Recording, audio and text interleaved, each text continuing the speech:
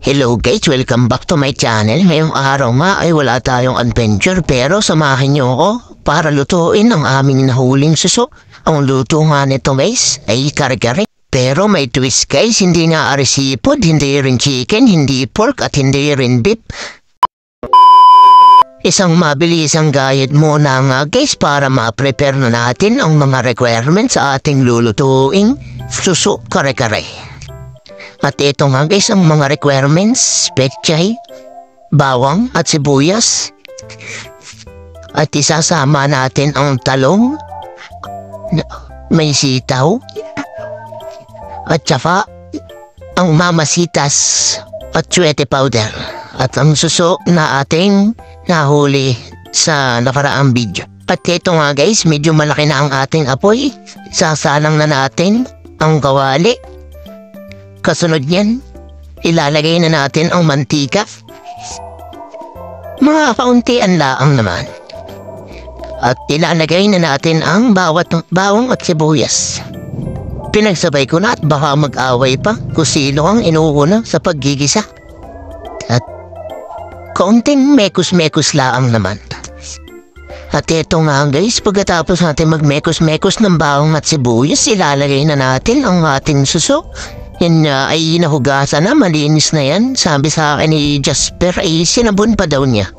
At eto nga, utay-utay ko nang nilalagay ang ating suso. At talagang may nagapang pang mga kalapay, boy pa. Pagkatapos nga nating ilagay guys, may mekos-mekos lang natin ang kaunti at isusunod na natin ang mga nahuli ni Kuyang sahang. Yan guys, yung sahang nahuli pa rin sa nakaraang video sa sisid o hibasan.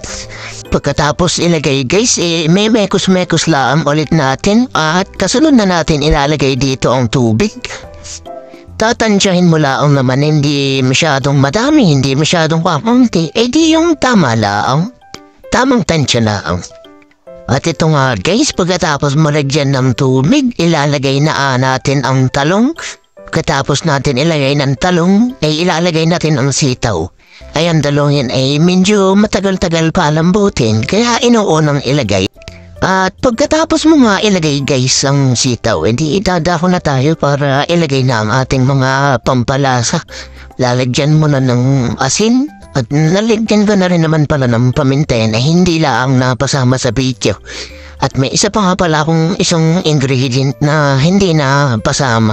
Ay ang puso, at yun ay pinapalambot ko kanina, kaya hindi napasama sa video. At pagkatapos mo nga ilagay ang mga pampalasa na iyan, ay aantayin mo na lang kumulo para ilagay ng ibang requirements. At rin na nga guys, ang pinakaiintay natin ay nakulo na, ay asbukang-asbukan na. At ilalagay na natin ang pinalambot nating puso at siyempre hindi papahuli ang ating pampakulay diyan ang atsuete powder de mamasitas, bahala ka na. At syempre ay imemekos-mekos muna natin bago natin ilagay ang atsuete powder ni mamasitas. Nilalagay na natin ang atsuete powder.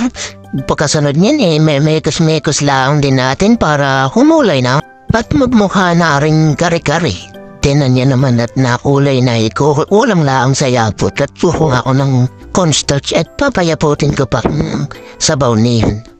Ayan nga guys ay asbukan na di ilalagay na natin ang puso. Ayan naman ay malambot na kaya pinahuli ko ng ilagay ay yung mga ibang gulay naman ay talagang sadyang inuuna matigas pa.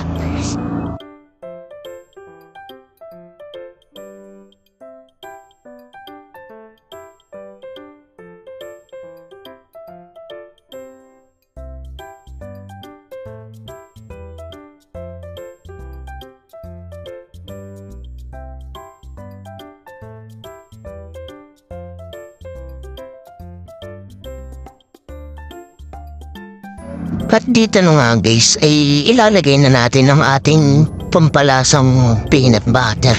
Ay siyempre sa kare-kare hindi mawawala iyan. Dapat ay laging meron yan, hindi mo matatawag na kare-kare kung walang peanut butter. At pagkatapos mong ilagay iyan ay kaunting mekos-mekos na laang at maluluto na ang ating kare-kare.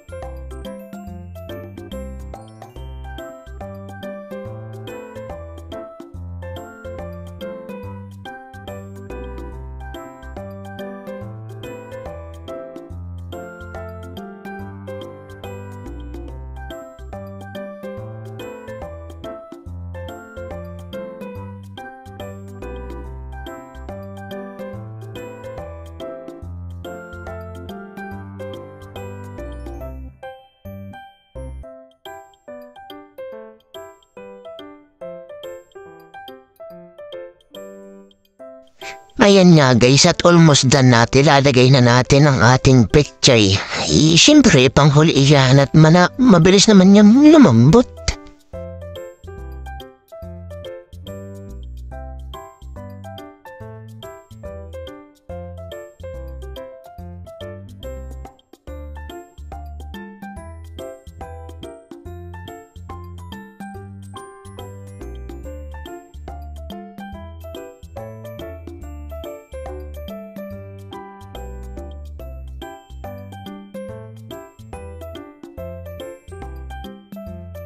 Kaunting mekos-mekos na lang at siya luto ng ating kare-kare. At ito guys, tinan nyo naman, pagkasarap. Ang pinakang unique na kare-kare, ang suso kare-kare at hindi mawala ang ating sausawan na alamang di yan. Siyempre kalimitang luto sa suso ay ginataan, ay hindi iniba ko naman. Ginawa kong suso na kare-kare. At maraming salamat guys. At kumuha na ng kanin at ay ilalantakan na natin aray.